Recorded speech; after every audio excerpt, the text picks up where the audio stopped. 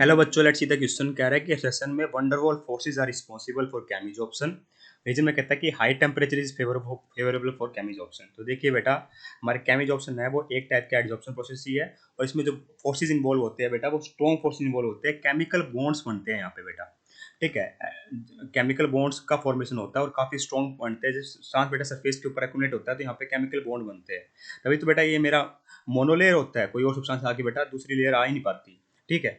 तो ये स्टेटमेंट हमारी इनकरेक्ट लिखी हुई कि वंडरवॉल फोर्सेस पॉसिबल है। वंडरवॉल फोर्सेस बेटा वीक फोर्सेस है और फिजिक्स ऑप्शन में होते हैं, तो स्टेटमेंट हमारी इनकरेक्ट है। सेकंड कहता है कि high temperature is favourable for chemisorption. ये बात बिल्कुल सही लिखा हुआ है। एक्चुअली में जो कैमिज ऑप्शन है ना बेटा, उसमें स्टार्टिंग बेटा जब टेम्परेचर बढ़ता है तो कैमिज ऑप्शन हमारा बढ़ता है, फिर उसके बाद बेटा एक टाइम आने के बाद वो भी डिक्रीज हो जाता है। इनिशियली क्या होता है बेटा मेरा, अगर मैं एक्सटेंट ऑफ एडजॉर्प्शन की बात करूँ टेम्परेचर के साथ, कि कैमिड ऑप्शन के केस में बेटा क्या होगा, एक टाइम तक बढ़ेगा उसके बाद डिक्रीज होएगा।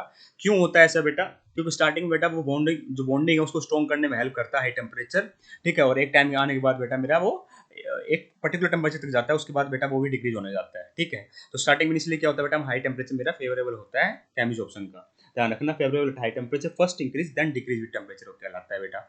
मतलब सेशन बिल्कुल इनकरेक्ट लिखा हुआ है, रीजन बिल्कुल करेक्ट लिखा हुआ है। दोनों स्टेटमेंट करेक्ट नहीं है तो 1 और 2 हो गया आउट। असेसन करेक्ट है, असेसन इनकरेक्ट है तो बेटा ये भी आउट हो गया। ऑप्शन नंबर 4 परफेक्टली करेक्ट हो जाएगा। I hope you got the answer. Thank you so much.